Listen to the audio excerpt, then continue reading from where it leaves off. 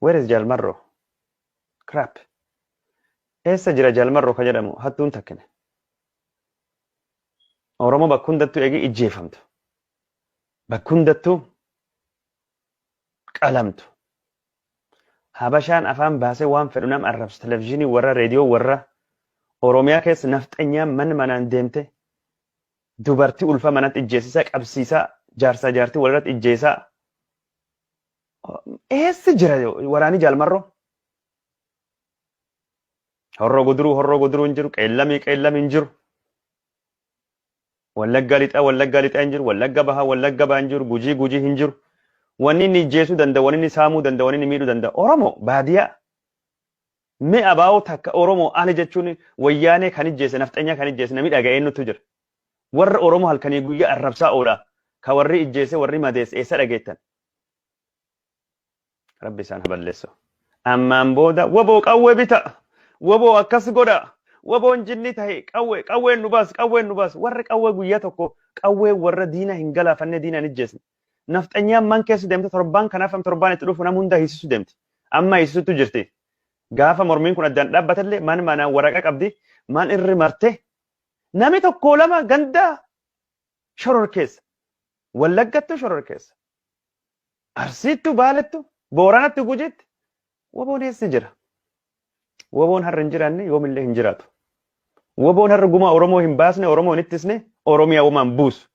Gaafa Oromoon duute gaafa Oromoon madoofte kabir hin dhaabban. Kabu'aa hin buusne faayidaa waan takka hin qabu. Zero. Kijiba. Marroon kijiba. Andurillee shakkii irra qaba amma immoo shakkiin naa diriirtee naa xaliiltee jirti. Naa ifa taatee jirti. Yoo fedhii aangoo taatee waan gariitiif taate malee amarroonu kan Oromootu fayyuu hoggana Oromootii fi maalii Oromoo ta'uu hin beeku. Dhiifama naa godha. Umarroon egaa har'a Oromoo wayin buusi yoomillee wayin buusu. Nama hiriira nagaa ba'e nutti bilbilanii qawwee waboo maalii jedhan malee hiriira bahaa hin jedhina karaa cufaa hin jedhina qawwee Jalmarra waliin dhaabbadhi jedhi oduu hojjedhe. Oduu warri haasa'u. Burraayyuu irraa Wallaggaa irraa maalirraa bilbilsiisanii. Qawwee warra kan nama diina takka hin ijjeesne hin madeessine ganda Oromoo takka hin kabajsiifne nafxanya goobdee Finfinnee miti Oromiyaa keessatti mataa irratti nam fincaawaa jirtu tokko namirraa hin ittisne.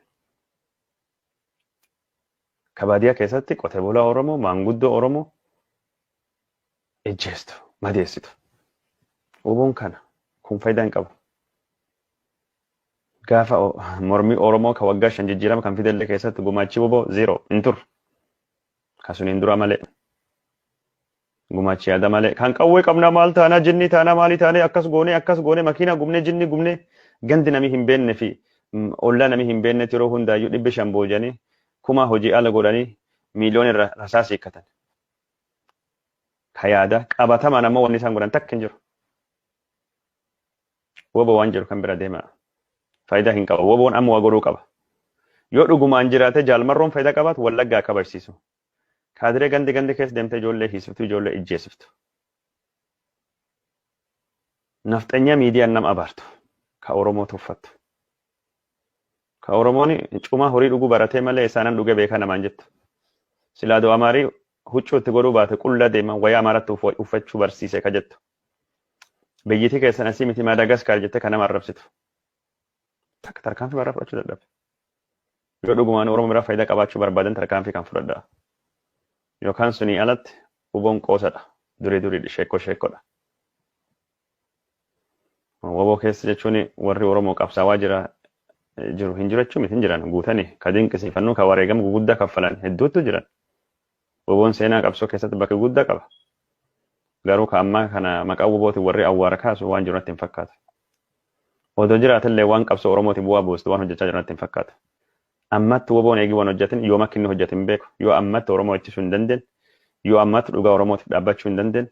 Yoo ammatti gaachana Oromoo ta'uu hin dandeenye. Waboon yoomillee gaachana ta'uu hin danda'u.